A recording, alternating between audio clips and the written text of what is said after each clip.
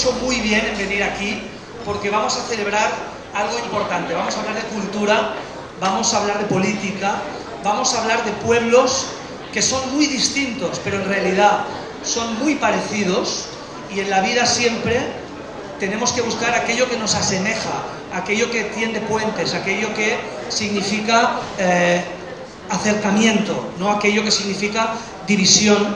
Por tanto, hoy hablaremos de pueblos diferentes, pero que están destinados a estar juntos. Podríamos hablar del pueblo chino, del pueblo español, podríamos hablar de tantas ciudades como Barcelona, como tantas ciudades y capitales de la República Popular China. Estamos en el contexto, precisamente, de esta celebración extraordinaria, 1949-2019, 70 años históricos de la fundación de la República Popular China.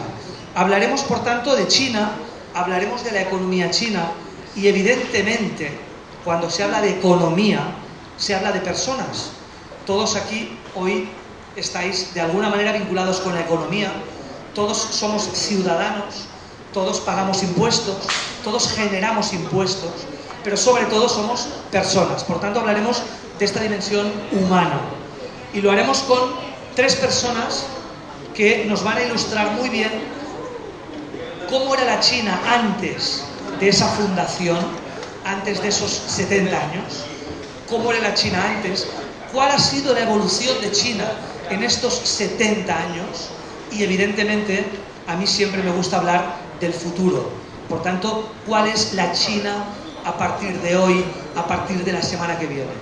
Os quiero presentar al señor Chuenping Lao Lamchio. Él es... Un aplauso para él, por favor. Él es muchas cosas, diré currículums rápidamente, pero es presidente del Consejo de Administración del Grupo LF Castillo del Señor, presidente del Grupo Memorias de China, todos conocéis el restaurante y toda su empresa, presidente de la Unión de Asociaciones Chinas de España. Este es muy importante el trabajo de Lam en este acercamiento entre pueblos, fundador del Club Rotary Amistad China Catalana y presidente ejecutivo de la oficina de Shanghai Mercosur. Con él hablaremos sobre todo de qué pasaba antes de esa fundación de la República Popular China. Hablaremos también con un catalán que es un hombre del mundo, porque ha viajado, porque tiene relaciones económicas con tantísima gente del mundo, el señor Xavier Miralles. Él es premio emprendedor del año 99, fue presidente y fundador de CES, presidente de la empresa Prosegur en Cataluña, presidente de ICS Soluciones, presidente de la Cámara de Comercio del Brasil en Cataluña. Por tanto, un hombre de aquí con una gran visión internacional. Un aplauso para Xavier.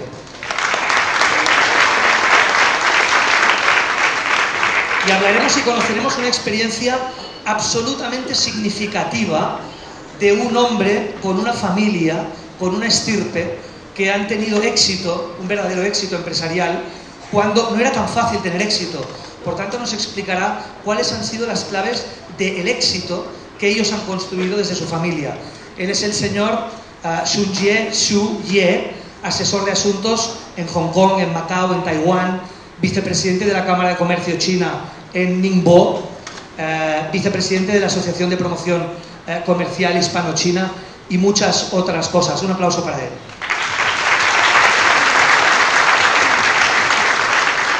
Por tanto, China, Cataluña, China, España, China y el mundo. Empezamos con Lam. Me gustaría, Lam, que nos explicaras qué pasaba en esa China del final del Imperio Manchuria, en esa China milenaria, en esa China de la cual tenemos muy poca información. Buenas noches, buenas noches. 5.000 años, ¿no? 5.000. 5.000 años de la historia china. ¿Y cuánto tiempo me da? Te doy 5.000 minutos, 5.000 minutos. ¿Cuántos son? No, te doy 3 minutos. No. 5.000 años en 3 minutos, Lau. Vale. A ver cómo lo hago.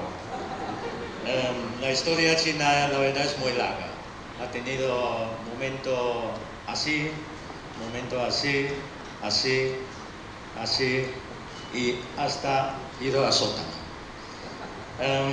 Yo voy a empezar quizá explicando los últimos años antes de llegar a la República Popular China. Así va a tener una mejor idea de que por qué China tiene que cambiar. Es que no puede ir más bajo ya. Empezamos por 1840, que es bastante simple. En 1840, cuando Hong Kong se pasó a los ingleses, ¿qué pasó entonces? Había una guerra entre 40 y 44. En los 2 años últimos se participó los americanos también. Porque yo he visto China es un gran mercado, es enorme, inmensa y con mucha riqueza. Y en esa época, en los 1840 y algo, 30 y algo, cuando Europa y todos los países están colonizando en todos los sitios. Y China es un terreno virgen, muy rico, muy rica en todos los sentidos. Los ingleses aprovecharon un momento para expansión sus comercios fuera, provocado por unos sacerdotes, y se levanta una guerra. Y China, como el final de los manchurios, había pasado tanto tiempo buenos, ya está muy acomodada, ni el ejército ni el soldado, todo el mundo vivía bien, pero también con mucha corrupción y hay muchísima pobreza. Y los ingleses solo levantaron una pequeña guerra y ganó. Pedía Hong Kong, se la daba. Pasa 2 años, los americanos dicen que fácil, apuntamos también. Terminaron 1844. En Hong Kong se quedaba para los ingleses y parte de americanos también quedaba un pequeño trozo de terreno en China. Pasan unos años, más países como Francia, como Italia, entonces Austria es un gran imperio entonces. Pero después de la guerra se ha repartido entre muchos países, le quitaron millones de kilómetros y también formaba parte. En 1856 hasta 1860 se estalló la guerra de los opios, porque los ingleses producían mucho opio, tienen tanto colonia por toda parte del mundo, empieza a exportar opios a China. Es un gran negocio, exportando contrabando. Y claro, la aduana china también trabaja. Se pilló algunos, se quemó y estalló la guerra de opio. Primera vez, segunda vez. Y de aquí estalló otras guerras y China también ha perdido. Los manchurios, el imperio manchurio. Tenía que cortar terrenos, tenía que indemnizar. Y llegamos a 1897, se apuntaron los alemanes. Los alemanes se quitaron el Santong. Si miramos mapa, por debajo de Pekín, hay una patita que parece Italia, el Santong. Los alemanes en 1897 se quedaron con el Santong. En todo este tiempo, se duró durante 78 años y la última guerra, para decir, la colonización de los 8 países del mundo, termina en 1900. 8 países entraron en Pekín y esos 8 países empiezan a repartir China. La mitad de China está repartida, colonizada. Entonces entre esos países no está España. Están los americanos, los ingleses, franceses, japoneses, Rusia, Austria, Alemania, Italia también. Y todo ese tiempo duró 78 años de colonización. Puede imaginar cómo es, porque como tiene autonomía dentro de China. Y después ya llegamos a 1914, que es la Primera Guerra Mundial. Curiosamente China también participó, aunque el campo de batalla está en Europa. Y Japón también participó. ¿Qué pasó?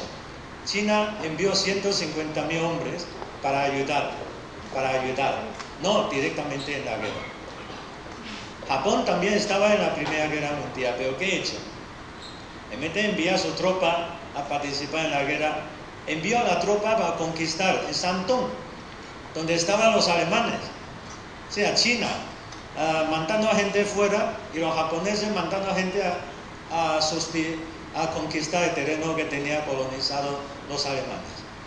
Termina la guerra, China como país vencedor se fue a París a negociar. Quería que devuelva la parte ocupada por los japoneses. Pero ahí decía que no. Los americanos, franceses, ingleses dicen que no, que ni hablar. La verdad, China está muy pobre. Y cuando un país pobre no hay diplomacia. Tenía que regresar en nada. Los estudiantes se levantó, hecho protesta en toda China. 2 años después le dio razón a China y nos devolvieron la provincia de Shandong. Todo ese tiempo duró 78 años. Después de 78 años empieza la Primera Guerra Mundial, de 1914 a 18. Y luego, es que paralelamente en este momento, llegamos ya a 1931, pero durante ese tiempo todos los países siguen en China haciendo sus negocios, haciendo sus conquistas, no quiere soltar este gran mercado para su expansión. En 1931, ¿qué pasó? Primero, la inundación más grande del mundo del siglo XX fue en 1931 en China. 2/3 parte de China está inundado. Hay provincias que están inundadas 2 meses. Murieron casi 4 millones de personas directamente o indirectamente por la inundación. Es la catástrofe más importante del siglo XX. Pero también en 1931 los japoneses tomaron ya la decisión, tenemos que invadir China. Porque Japón pasó que no producía, en el campo no producía, pasaba hambre, necesita conquistar. Y es mejor que es ir a China. Y en 1931 Japón empezó. Inventó una historia que había desaparecido un ejército porque tenía ocupas. Estaba haciendo ocupa en China. Se ha desaparecido un soldadito y por ahí estalló la guerra. El nombre de un puente que era Lao Chiao. Pero este año también comenzó la guerra civil en China, entre nacionalista y comunista. Por lo tanto, dentro de China hay una guerra civil y también tiene que enfrentar la invasión de los japoneses. Todo esto pasó 18 años de guerra continua. Pero entonces, como el pueblo, la población era tan fastidiada, tan pobre, la gente no tiene ánimo de guerra. Ya no sabía qué hacer. No respondía a la guerra. Tardó hasta 1937. El pueblo dice, bro. Y en todo el país empieza a levantar contra la invasión de los japoneses. En 1939 se estalla la Segunda Guerra Mundial. En 39 terminaba en 45. Duró otros 7 años. Y China también está al mismo tiempo. La guerra contra los japoneses, como China es inmensa. Y es principal territorio que interesa por los japoneses. Por lo tanto, China tiene atraído la mayoría de la tropa de japoneses en China. Y los japoneses no han podido ir más lejos, pero han llegado donde han podido. Pero la mayoría del ejército está en China. Por lo tanto, llegando hasta aquí, hemos total pasado 109 años de guerra, uno tras otra. Y no una guerra, sino 2 guerras, 3 guerras juntos. Imagínate cómo quedaría, ya no hablamos de España. ¿Cómo quedaría un país? España, la guerra civil de 36 a 39. contando mucho, 4 años. ¿Y cómo se quedó? No tenía comida, comíamos pan negros, todo presentado por los americanos, no podía entrar nada. 4 años solo. China pasó 109 años. Y no una guerra, contra varias guerras, diferentes fuentes de guerra. El pueblo se acabó, el pueblo ya no hay nada más, no hay nada. Gente moría de hambre. Que cuando llegó el señor Mao, se levantó el pueblo. Y en 1949, la última batalla se terminó en Tíbet con los nacionalistas. Y luego los tibetanos dicen, aquí fue la conquista de China a Tíbet. No, fue la última batalla de comunista y nacionalista. De ahí se acabó la guerra. Y ahí empezó la República Popular China. Todo ese tiempo pasó 109 años. Después de una larga guerra, pasado tantas cosas. Es como una persona, si pasa 100 años enfermo, ¿cuánto tiempo necesita para recuperar? En Mao Zedong ha necesitado 30 años de ir restaurando poco a poco. Entonces yo recuerdo, el único país que China, que parece más pobre que China, es solo África. Y el tiempo de principio del comunista de la República Popular China se ha hecho amigo con África, pero no tenía dinero, solo podía mandar manos de obras. Le ayudó África a construir carreteras, construir hospitales, construir escuelas. Allí empezó. 30 años después llegó un momento para levantarse, pero China todavía es pobre, no hay nada. ¿Qué podemos hacer? Exportamos manos de obra, nuestro trabajo, trabajamos 24 horas, si hay 25, haremos una hora extra. Así como empezó el cambio. Empieza con el presidente Deng Xiaoping,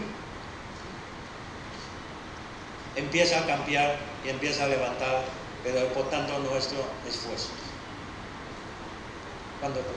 Muy bien, lo has hecho muy bien. Hombre, 5.000 años lo has hecho espectacular. Un aplauso. 5.000 años en 10 minutos. Gracias. Espectacular. Lam, por tanto, estos 70 años que estamos celebrando hoy aquí, 30 años para empezar a salir de la pobreza y ya luego años de prosperidad. Salir de la pobreza no. 30 años no para salir de la pobreza. 30 años para empezar a poner agujeros, agujeros en la pared, agujeros en el suelo. Peor que salir. Que cuando tiene que empezar algo, todo está roto, no hay nada. Entonces, en estos 70 años, cuando hablamos de prosperidad china, ¿cuándo empezamos a hablar de prosperidad china? En estos 70, ¿a partir de cuándo? Años 80, o sea, 30 años después. Mi tiempo se ha acabado. Ya está, magnífico. Gracias. Un aplauso para Lam. Os he hablado del señor Xu Jie, que es un hombre muy vinculado con cámaras de comercio, China, Ningbo en el extranjero, vicepresidente de Asociación Promoción Comercial Hispano-China, asuntos en Hong Kong, Macao, Taiwán, pero quiero que nos hable y quiero que nos ilustre de su caso concreto, de su familia, por tanto lo has vivido muy cerca. Tú tienes 45 años, tu familia, ¿cómo consiguió el éxito? De alguna manera te preguntaría aquello de ¿cuál es la fórmula del éxito? Y tú nos la puedes explicar mejor que nunca. ¿Cómo tu familia consiguió el éxito? Buenas tardes. Mi familia es una familia vulgar de muchas familias chinas. Como ya he dicho que yo tengo 45 años, la evolución de la economía china desde el año 87 ahora son 41 años. O sea, nosotros, nuestra familia, se ha pasado durante todo el proceso, ¿no?, de la evolución. En el año 78 es la iniciación de la apertura de la economía china. En ese momento, China es muy pobre, ¿no? Nosotros somos de una ciudad muy pequeña, se llama Qingtian. Mayoría de personas chinos en España es de esta ciudad. En ese momento, pues, no tenemos nada, ¿no? Pero con la apertura tenemos terreno para cultivar y pues mucha gente también se fue a ciudad, ¿no? Pero nuestra ciudad es una ciudad muy pequeña, no hay terreno. En nuestra ciudad es 80% es montaña, 90% de hecho más. 5% es agua, o sea, río que pasa por el medio de nuestra ciudad. 5% es terreno, incluido terreno para cultivar y terreno para edificar. Por eso es una ciudad muy pequeña y no hay terreno. Entonces, ¿qué ha pasado? Pues entonces tenemos que irnos, tenemos que emigrar a exterior. Explícanos la anécdota de las piedras, que cuando os ibais de allí, aquellas piedras que Sí. podían no servir para nada, vosotros sacabais un provecho de aquello. Sí. En nuestra ciudad había unas piedras que se pueden hacer figuras, ¿no? Entonces, actualmente en China, en museos famosos de Pekín, se conservan muchas piedras decoradas por famosos profesores de nuestra ciudad, ¿no? Entonces, nuestro antepasado, como no tiene dinero para ir, ¿qué hace? Pues coge esta piedra, decora pues un animal, una figura.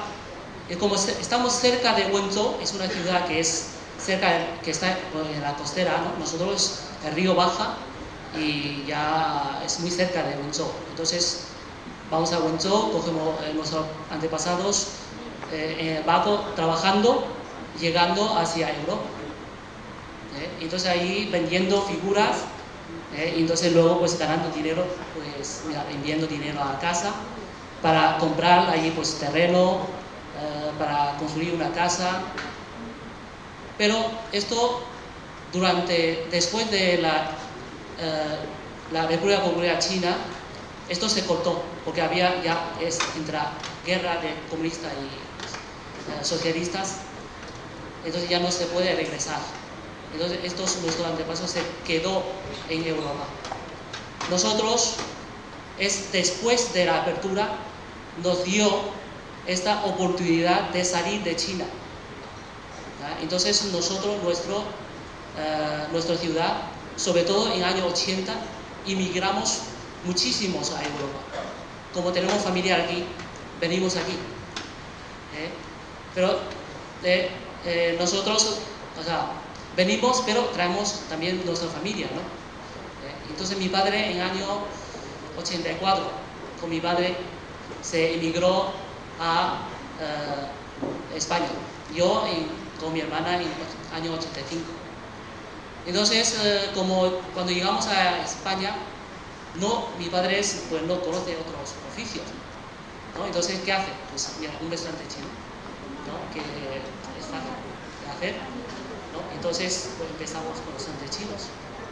Y hoy mi hermana, pues mira, estudiamos en la escuela, pero siempre los sábados, domingos, siempre trabajamos en el restaurante. Esto cada año, siempre así, no tenemos vacaciones, ¿no? Entonces, esto es una mentalidad de una familia china, ¿no?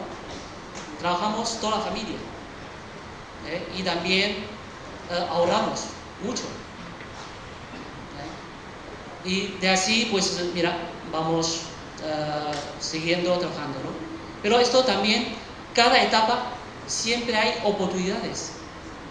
Nosotros en el año 90 hubo una gran oportunidad, porque China ya está en la economía, está haciendo muy bien. Entonces un amigo de mi padre, el señor Rodrigo, habló con mi padre y dijo: oye, me gustaría ir a China a buscar producto para vender en Europa. ¿Tú me puedes ayudar? ¿No? Entonces mi padre dice, sí, claro, no hay problema, ¿no? Entonces se fue los dos a China para buscar oportunidades. Pero en ese momento China ya tiene muchas fábricas, pero la infraestructura es muy mala. O sea, no es como ahora que hay vuelos directos, ¿no?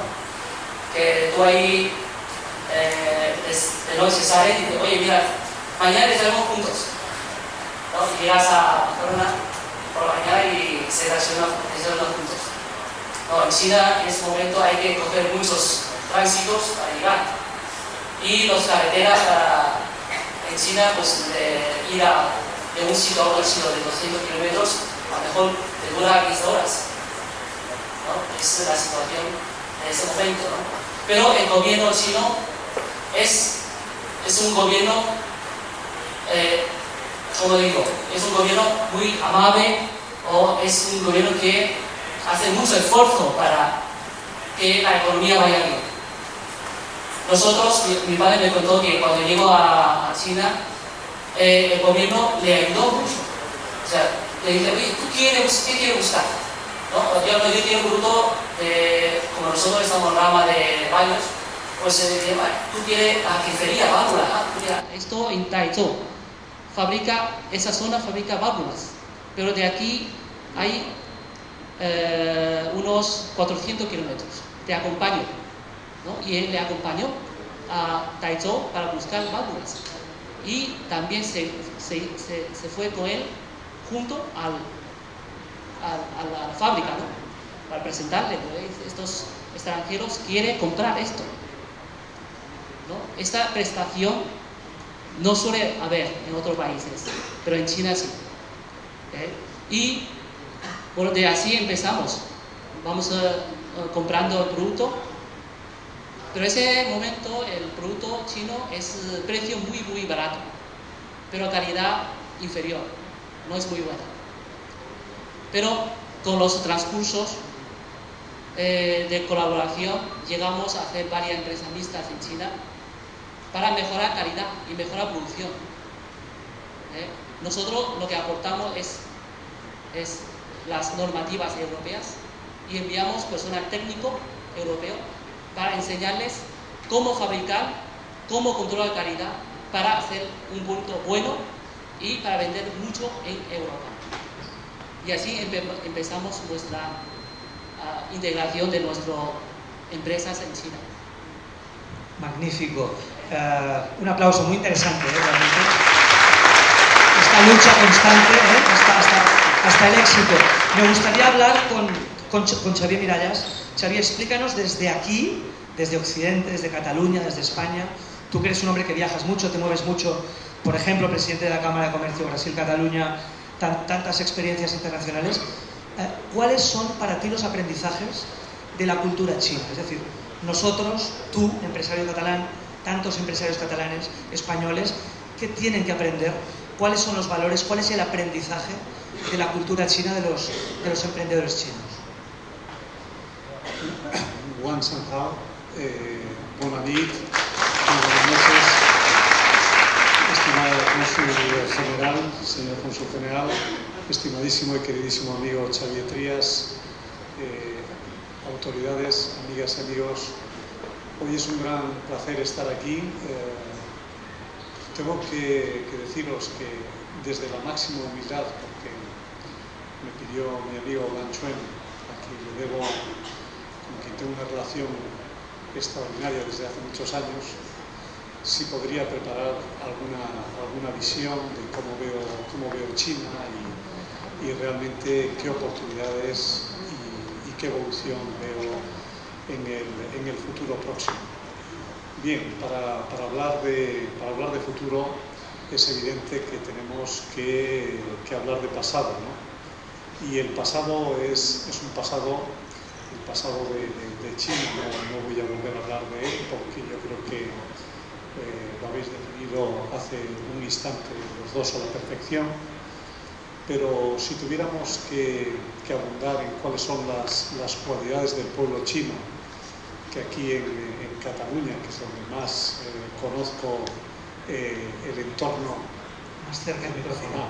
Bien. Póntelo más cerca.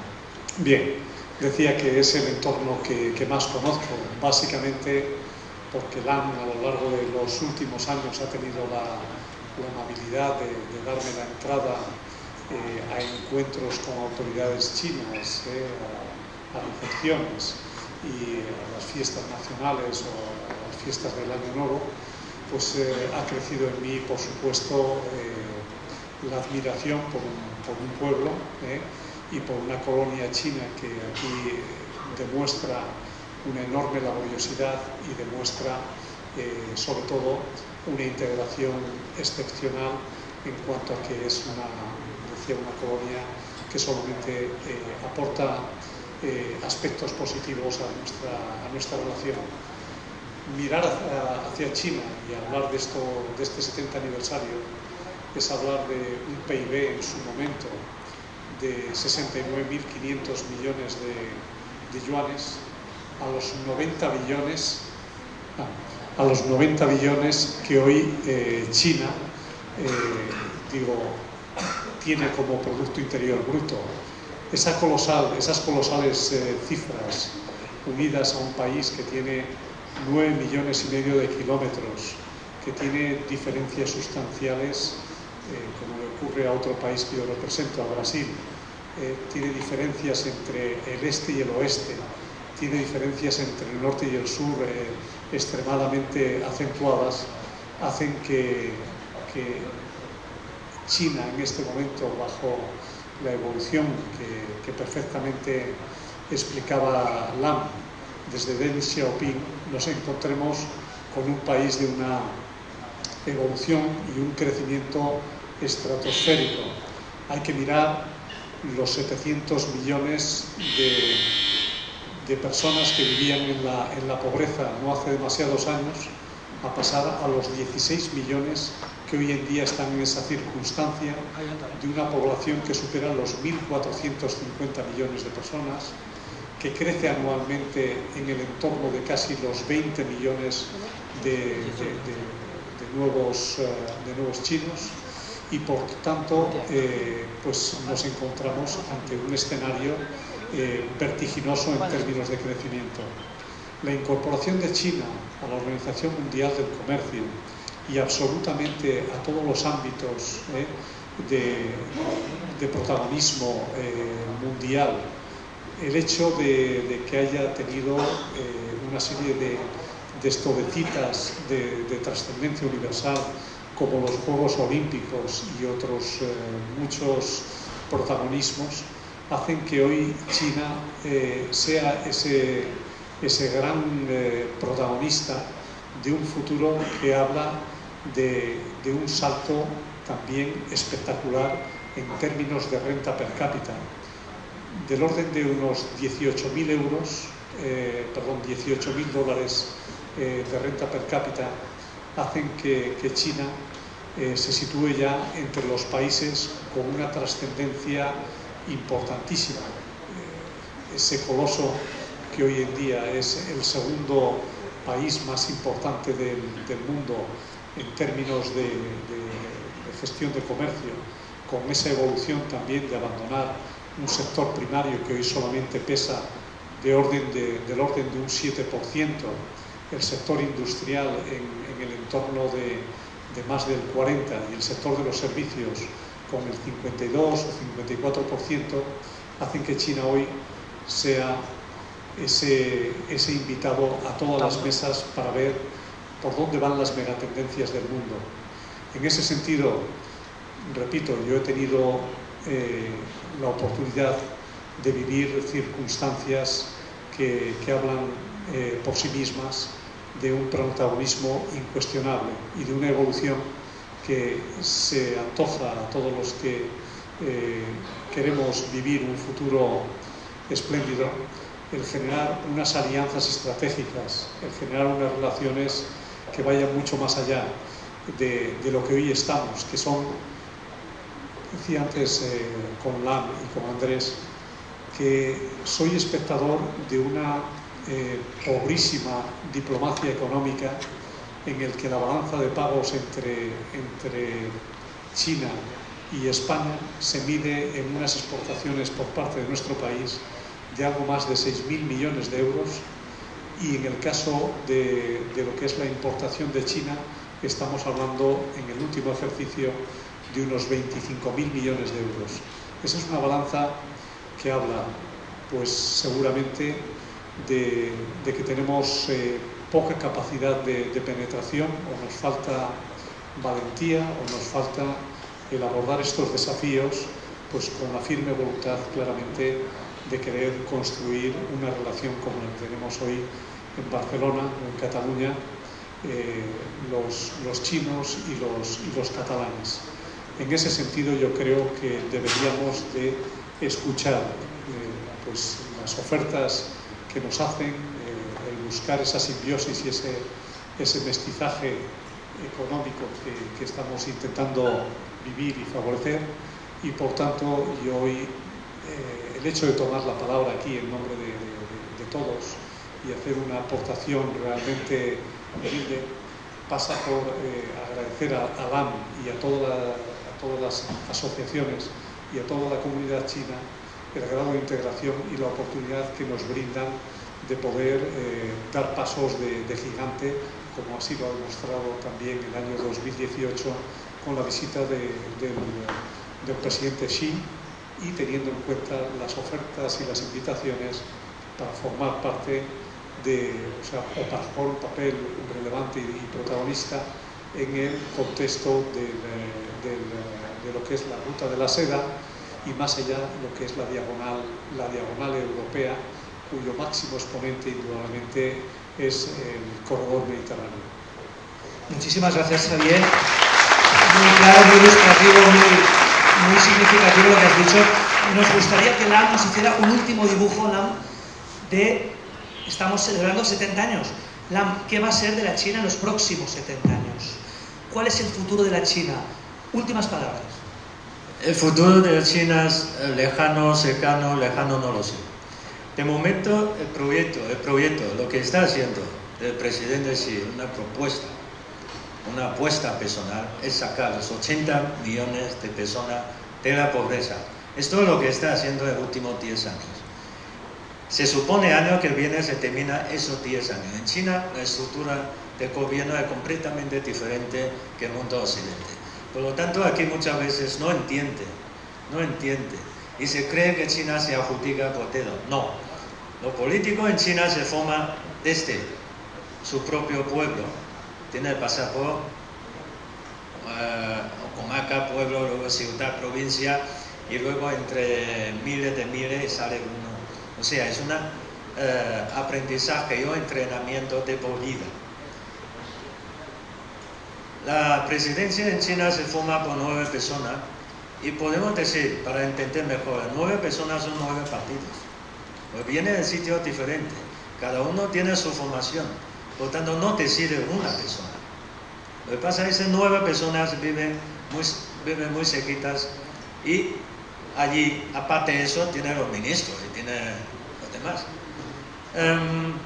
¿Qué es lo que pasa en el próximo futuro? Mira, yo hace poco visité China y fui a visitar el ayuntamiento de Pekín, porque es un traslado. Cogido una ciudad a media hora de tren, una ciudad de 100 kilómetros cuadrados, como Barcelona, señor alcalde, si no me equivoco, 100 kilómetros cuadrados. Reconstruyó una ciudad para hacer la administración de Pekín, con todo lo último de la tecnología del sistema, como tratado de residuos, por ejemplo, todo subterráneo, con varias plantas. Garantiza, cuando sales de tu casa, en 10 minutos, máximo un cuarto de hora, tiene todo lo que necesita. Esos son unos requisitos que están como obligatorios. Y eso se construyó en muy poco tiempo, en pocos años. Y es la ciudad más moderna que he visto jamás. Todo hecho a la medida. Eso es un poco tocando el futuro. Me preguntó, ¿qué opina? Digo, no entiendo nada. Por tanto no puedo opinar. Actualmente, Huawei con el 5G, que levantó como una ficha para negociar contra el señor Trump, pero no, aquí estamos a política. Pero ¿cómo puede imaginar un país como Estados Unidos contra una empresa privada? Es impresionante, no entiendo nada, pero no puede poner. Y actualmente el 5G en China está utilizando en varias provincias, no ciudades. Esto es el futuro. Ahora, ¿qué está haciendo? De grandes territorios, de una provincia a otra, ¿saben? Aquí casi todo el mundo sabe, una provincia de China, pues tranquilamente 60 millones de habitantes, 70, y hay más. Una ciudad de Chongqing, que tenemos luego una actuación, tiene 30 millones de habitantes, censado. Ahora, como en Shanghai hay 30 millones de personas censadas, pero el Año Nuevo chino ha hecho un control. Personas que salió de Shanghai, había 25 millones de personas salió de Shanghai. Va a pasar el Año Nuevo chino a su pueblo. ¿Y cuántas personas quedan en Shanghai? Está lleno de gente. No sabemos cuántos hay. ¿Y qué es lo que está haciendo lo último? Lo último ya. Lo último, por ejemplo, solo un ejemplo. The Great Bay, la gran gala, que coge Hong Kong, Cantón, Macao. O sea, 3 ciudades, 3 territorios muy grandes se unificaron para hacer una zona común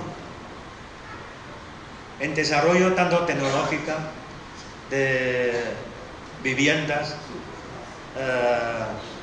de mercado.